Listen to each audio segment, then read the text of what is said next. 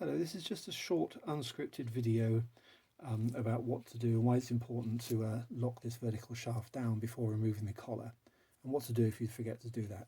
So first of all, we'll remove the control sleeve. This is in neutral. You can see it goes up and down freely in neutral, and if we remove the collar right now, it will pop up out of the inside of the gearbox, and it can be quite difficult to put it back in. It can actually be quite catastrophic if you put it in the wrong place and then force it round, because it can change gear without being located in the cups inside the gearbox, and yeah, you're potentially looking at a gearbox off job to fix that. But anyway, this is what we do normally. Normally you put something in there, press it down, so I can't see, turn it clockwise, there you go, and that's locked in reverse. You can now remove the collar, no problem, and that'll stay jammed down. Then you put the collar back on. Some people, especially garages though, they really want to leave that in neutral. So you want to remove the collar without locking it down, without locking this down. And I'll show you what happens in that situation. Excuse the camera wobbling, by the way, I'm doing this one-handed. Right, so the collar's been loosened off, it's still in neutral. Remove the collar.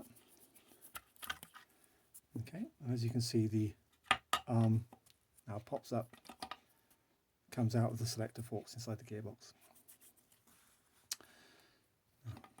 It's not a problem, you can move the vehicle around like that, that's fine, but when you come to put it back in, you must make absolutely sure that this arm here, on the bottom of this one, locates correctly in the sockets for it inside this box here. So what we're looking to do,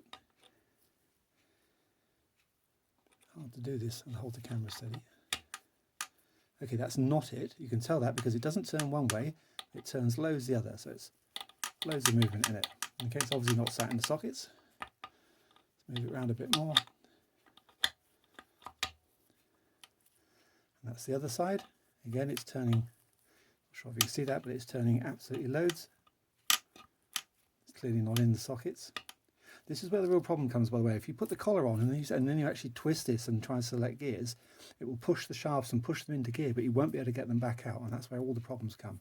You must be absolutely sure this is located correctly in the cups before you put the collar back on. And there we go there. It's in the cups. There's virtually no movement at all.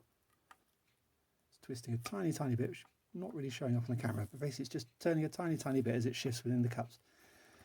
So now we know it's located correctly. We can put the collar back on, or the modified collar, screw it back up, and it'll all be absolutely fine. And there we go, the collar's back on.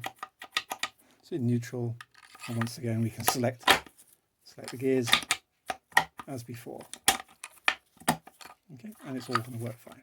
So there you go, don't panic basically, or if you forget to put it on reverse, or you decide to leave it in neutral and you take it out, just be ever so careful to make sure that that little arm there is located correctly in the gearbox before you put the collar back on. Yeah, hope that was helpful.